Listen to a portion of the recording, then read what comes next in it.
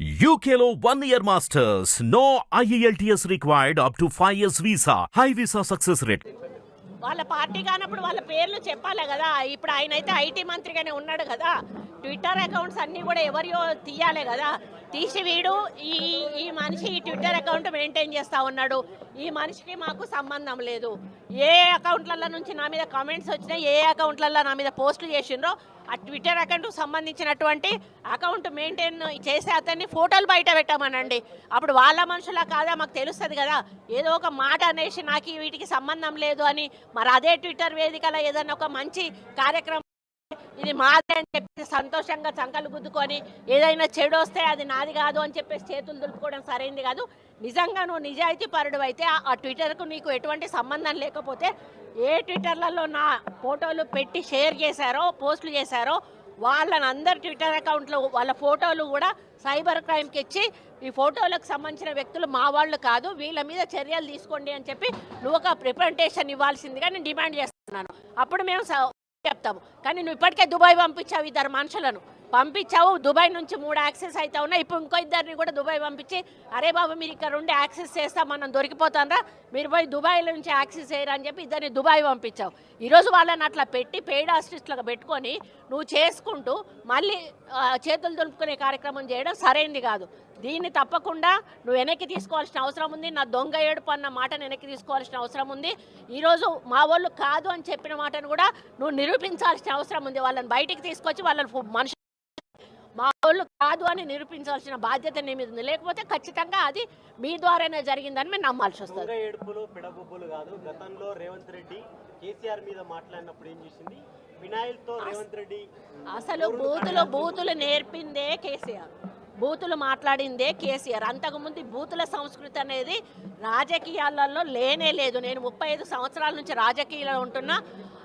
లోపల అసెంబ్లీలో మాట్లాడుకున్నా కూడా విమర్శలు చేసుకునే వాళ్ళు కానీ బూతులు ఇక్కడ కూడా మాట్లాడుకునే వాళ్ళు కాదు. రాజశేఖర రెడ్డి గారితో నేను 10 సంవత్సరాలు పనిచేశాను. అదే 9 ఏళ్ళు చంద్రబాబు నాయుడు హయాంలో నేను ఎమ్మెల్యేగా పనిచేశాను. ఏమయ్యా రాజశేఖర్ అని ఆయన మాట్లాడేవాడు, ఏమయ్యా చంద్రబాబు అని ఈయన మాట్లాడేవాడు. కానీ ఎక్కడా కూడా అసభ్య పదజాలాన్ని వాడినటువంటి సందర్భాలు లేవు. ఈవెన్ సిఎల్పిలో మేము మాట్లాడేవాడు వాళ్ళం కాదు, టీడీఎల్పీలో వాళ్ళు మాట్లాడేవాళ్ళు. కానీ ఈయన రెచ్చగొట్టే పద్ధతిలో తెలంగాణ ఉద్యమం మాట్లాడాడు అంటే అది ఓకే, అది ఉద్యమం కోసం మాట్లాడాడు.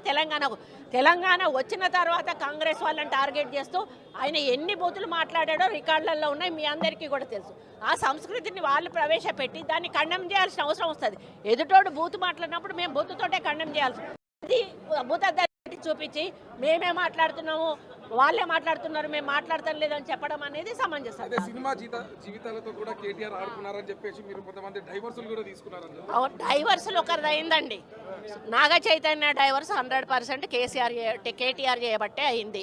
ఎందుకంటే కన్వెన్షన్ హాల్ని కూలగొట్టొద్దు అని అంటే సమంతను నా దగ్గరికి పంపాలి అని చెప్పి ఆయన డిమాండ్ చేశాడు. సమంత గారిని వెళ్ళమని చెప్పి నాగార్జున వాళ్ళు ఫోర్స్ చేశారు. సమంత నేను వెళ్ళను అనింది. వెళ్ళను అంటే వాళ్ళు చెప్తే వింటే విను లేకపోతే వెళ్ళిపోండి డైవర్స్ ఇచ్చారు.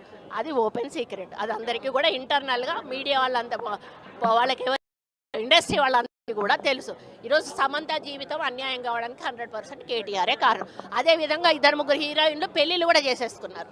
ఎందుకు అన్నట్టు ఈ డ్రగ్స్ కేసు రాగానే ఈరోజు మీకు తెలుసు రకుల్ ప్రీత్ సింగ్ ఆల్రెడీ బయట ఆమె పెళ్లి చేసేసుకుందా, ఇంకొకరిద్దరు హీరోయిన్స్ కూడా గబగబా పెళ్ళిళ్ళు చేసేసుకున్నారు. ఈ తలకాయ నొప్పి మాకేంద్రకా బాబు, మేము ఇందులో ఇరుక్కుంటాము. ఆ రోజు ఆయన అధికారం ఉండి ఈ విధంగా వాళ్ళ ఫోన్లు ట్యాప్ చేసి వాళ్ళు ఎవరితోటన్నా సీక్రెట్గా మాట్లాడుకున్న వాటిని రికార్డ్స్ని తీసుకొని ఆ రికార్డ్స్ను వాళ్ళకి వినిపించి బెదిరించి ఇగో ఈ రికార్డు మీద ఉంది నా దగ్గర, మీరు కానీ రాకపోతే ఈ రికార్డు నేను బయట పెడతా అనే పద్ధతిలో చాలామంది హీరోయిన్లను లొంగపరుచుకున్నాడు. వాళ్ళందరినీ డ్రగ్స్కి అలవాటు చేశాడు. ఈయన కూడా డ్రగ్స్ వాడాడు. దానితోటే ఆ రోజు డ్రగ్స్ కేసు కానీ ఈరోజు ఫోన్ ట్యాపింగ్ కేసు కానీ చాలా సీరియస్గా మన ప్రభుత్వం తీసుకోవడం జరిగింది.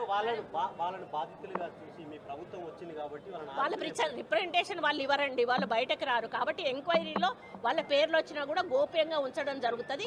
ఎవరైతే విక్టిమ్ ఉన్నారో వాళ్ళ మీద సీరియస్గా యాక్షన్ తీసుకోండి. హిట్ టీవీ యాప్ ని డౌన్లోడ్ చేసుకోండి. ఇందులో short news, live news, entertainment movies అన్ని అవైలబుల్ గా ఉన్నాయి. Please download hit TV app. Hit TV app hit TV app ని ఫ్రీగా డౌన్లోడ్ చేసుకోండి.